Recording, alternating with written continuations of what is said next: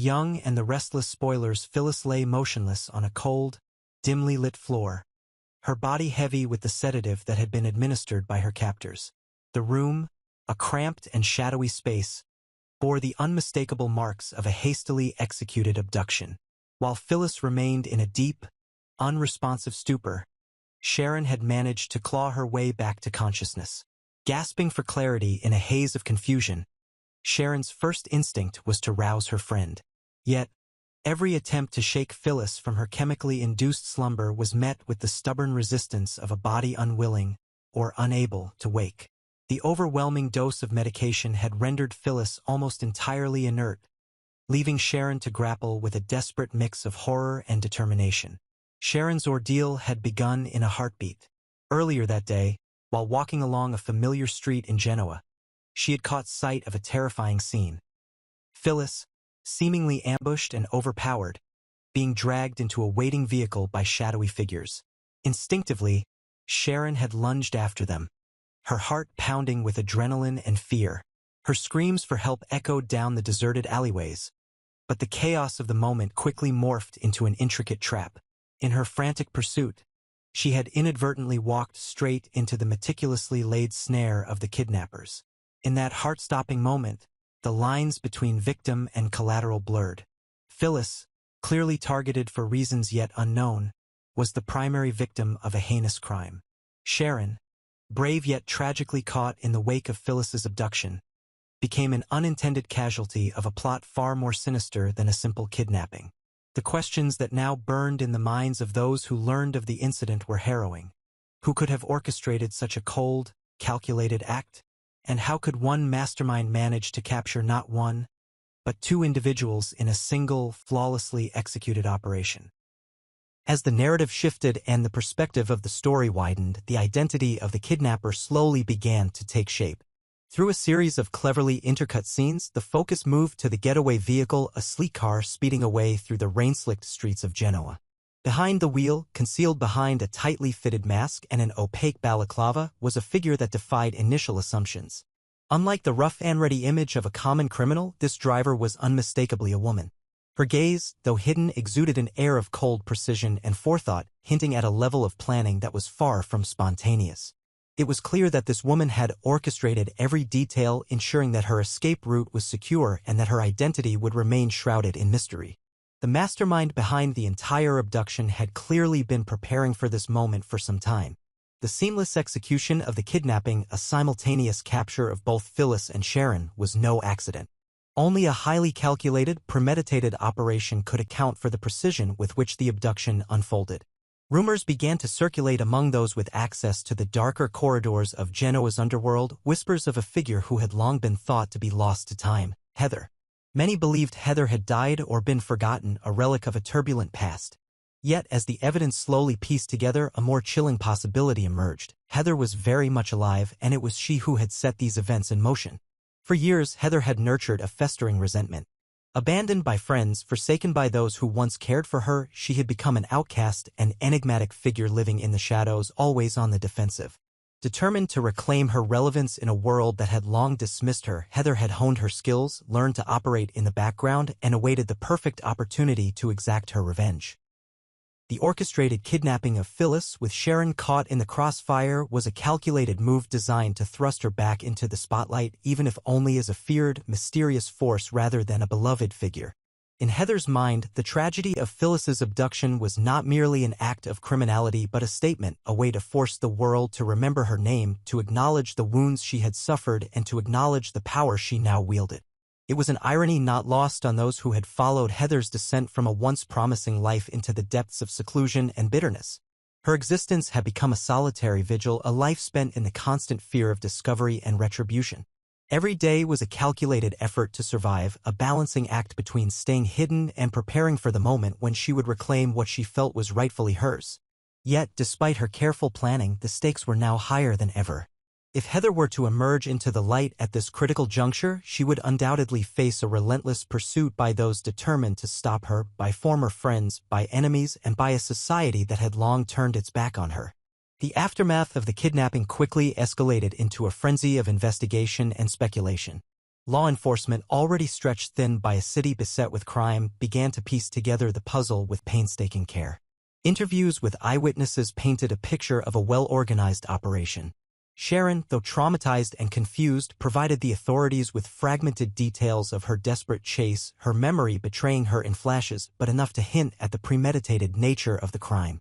The fact that the abduction had targeted two individuals simultaneously and with such surgical precision led investigators to consider the involvement of someone with intimate knowledge of the city's underbelly, a ghost from the past who had returned with a vendetta. In hushed conversations between detectives and seasoned informants, Heather's name emerged as a potential culprit. Once a peripheral figure, now the prime suspect, she had every motive to orchestrate a scheme of this magnitude. Her deep-seated anger over being forgotten, her isolation, and her unwavering determination to survive had all coalesced into a potent cocktail of vengeance. Those who recalled her former prominence whispered about her ability to manipulate events from behind the scenes, using her unmatched cunning to remain one step ahead of everyone else. The fact that a masked female driver was seen at the scene of the kidnapping only served to reinforce these suspicions. This was not a random act of violence, it was a deliberate, calculated move by someone who had nothing left to lose and everything to gain. For the authorities, the mystery was both a challenge and a race against time. Every new lead brought with it the possibility of uncovering Heather's hidden network, of finally exposing the mastermind behind the seemingly unconnected series of events that had rocked Genoa. But the deeper they delved, the more they realized how carefully Heather had covered her tracks. The driver's meticulous planning, her choice of disguise, and the strategic use of sedation to subdue Phyllis all pointed to a level of sophistication that few criminals could muster. In the eyes of the investigators, Heather was not just a desperate loner, but a formidable force capable of orchestrating events with surgical precision and evading capture with a mastery that bordered on the uncanny. Meanwhile, in the dim light of a secure holding area, Sharon's eyes darted around in a silent plea for rescue. Every moment of wakefulness was a reminder of the horror she had narrowly escaped, a horror that now came with the bitter knowledge that her friend Phyllis was still in peril. Sharon's determination to recover every detail of that fateful night drove her to recount every nuance to anyone who would listen. Her narrative was filled with stark images. The sudden flash of headlights, the muffled shouts in the distance, and the chilling sight of a masked figure whose every move was calculated with a precision that could only come from long, painstaking preparation. As the investigation intensified, the city of Genoa itself became a character in this unfolding drama. A labyrinthine metropolis where secrets festered in every dark corner and every abandoned building. Rumors spread like wildfire, and in the echo of every whispered conversation, Heather's ghost loomed large. For some, she was the embodiment of revenge, a reminder that even those cast aside could rise again with a vengeance. For others, she was a cautionary tale of isolation and bitterness taken to its darkest extreme.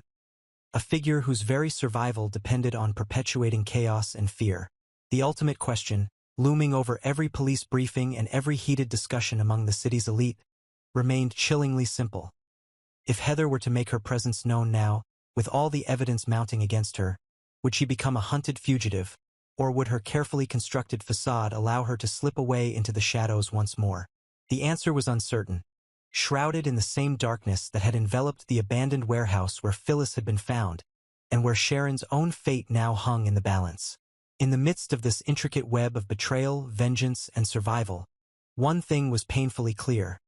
The tragedy that had befallen Phyllis and the collateral suffering endured by Sharon were not random acts of violence. They were the calculated moves of a woman who had spent years planning her return, a woman who had once been forgotten, but now sought to ensure that no one would ever forget her again. As the investigation advanced and the net around Heather's covert operations began to tighten, the question remained, who would be brave enough to confront the demons of the past and bring Heather's reign of terror to an end? And, most importantly, could the city of Genoa find solace in the wake of such meticulously orchestrated chaos? The stage was set for a dramatic confrontation, a collision of past grievances and present determinations. With every passing hour, the stakes grew higher.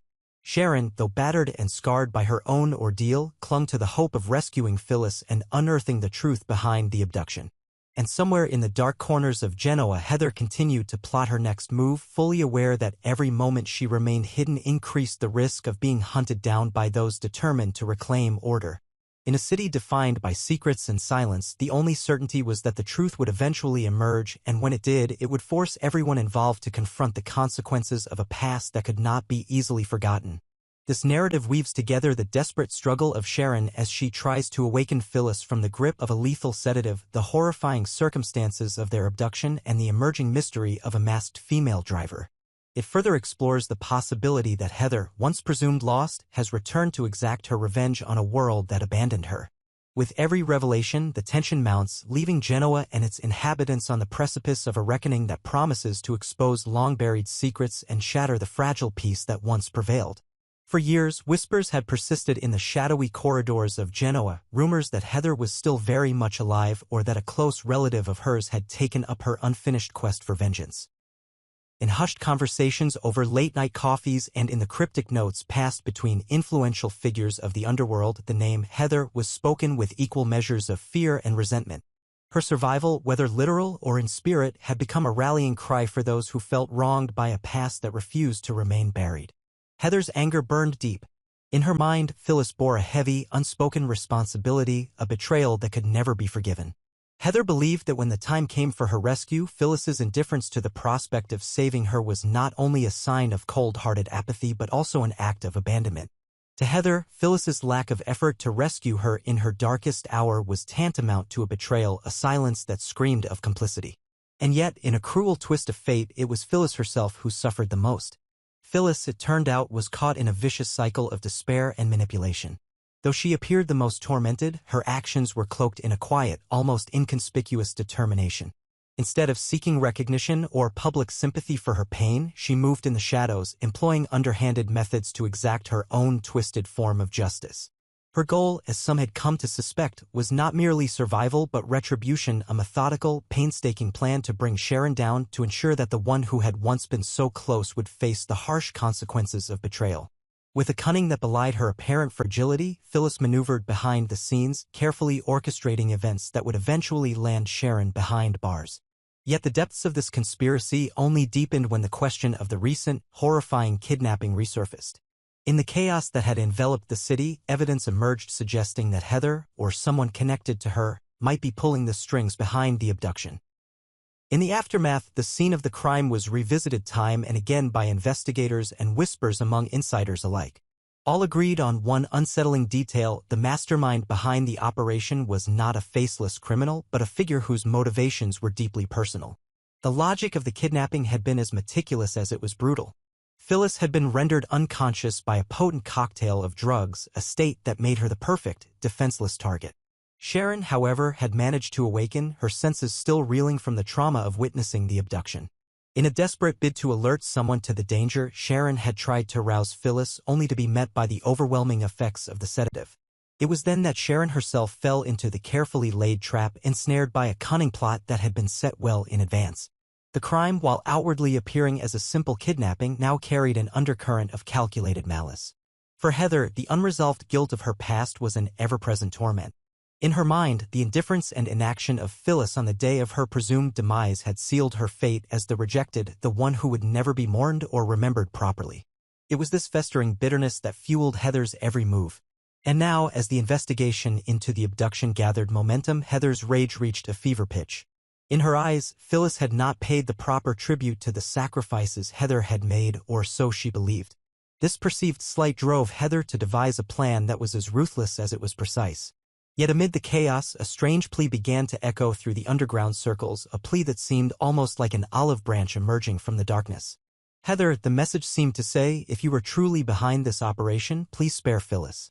She may have been complicit in her own way, but the true target of your vengeance should be Sharon. The rationale behind this chilling directive was as complex as it was disturbing. Phyllis, despite her own tortured existence, had used every tool at her disposal to maneuver Sharon into a position of vulnerability, an act that some argued was a betrayal too profound to overlook.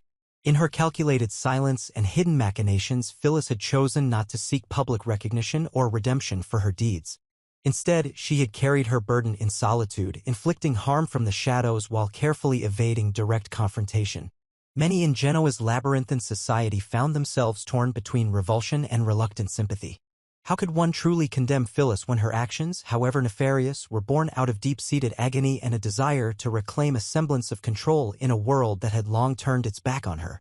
Some whispered that Phyllis, in her own twisted way, was a victim of the same forces that had driven Heather to the edge, a victim of betrayal, neglect, and a society that prized public sentiment over raw truth.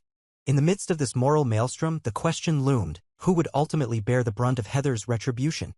Would Heather, in her burning desire to be remembered and vindicated, unleash her full fury upon Phyllis, punishing her for perceived inaction in the past? Or would the scales of vengeance tip in another direction entirely, targeting Sharon, the catalyst of the events that had so irrevocably shattered the lives of those caught in the crossfire? For Heather, the stakes were nothing less than existential. Her very identity had been marred by a past of isolation and bitter resentment, a past where her voice had been silenced by the cruelty of indifference. Now, as the orchestrator of a plot that straddled the line between calculated criminality and raw, personal vendetta, Heather's demand was stark and unyielding. Let her revenge be focused where it truly mattered. Do not harm Phyllis, she seemed to insist through the veiled messages and cryptic clues left in the wake of the abduction. Phyllis's sorrow and suffering are hers to bear. My wrath must be directed at Sharon, who has become entangled in this web of betrayal. In this intricate dance of retribution and regret, every character's motives were laid bare beneath the harsh glare of truth. Phyllis, though burdened with her own unspeakable pain, had taken steps, quiet, insidious steps, to ensure that Sharon would pay for her transgressions. Sharon, caught between the role of a victim and that of an unwilling pawn, now found herself teetering on the edge of an abyss. And Heather, whose presence had been the subject of so many ominous rumors, emerged as a force determined to rewrite the rules of vengeance. Her anger was not indiscriminate, it was a precise, calculated emotion aimed at righting a long-held personal injustice. The city of Genoa, with its labyrinth of dark alleyways and hidden agendas, now bore witness to a conflict that was as intimate as it was explosive. Every whispered conversation in a smoky backroom, every cryptic text message passed along through secret channels added another layer to the unfolding drama. Some argued that Heather's long absence from the public eye had allowed her pain to fester, transforming her into a specter of retribution. Others believed that she was not acting alone, that a relative or an accomplice, equally fueled by the desire to be remembered, might also be pulling strings behind the scenes.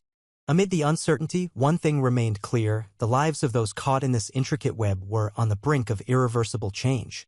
As law enforcement scrambled to piece together the timeline of the kidnapping and the motivations behind it, the city itself seemed to shudder under the weight of its secrets. Every clue pointed to a narrative of betrayal, loss, and a relentless quest for vengeance. A narrative in which the boundaries between victim and perpetrator were as blurred as the reflections in a rain-soaked street. In this unfolding saga, the plea echoed persistently, a plea that asked for understanding amid horror. Heather, if you are indeed the architect behind this cruel design, do not target Phyllis. She has suffered enough. Let your vengeance find its mark on Sharon, who has played her part in this tragic affair. It was a call for a balance of retribution, for a justice that, while raw and unyielding, did not compound the existing sorrow with further needless cruelty.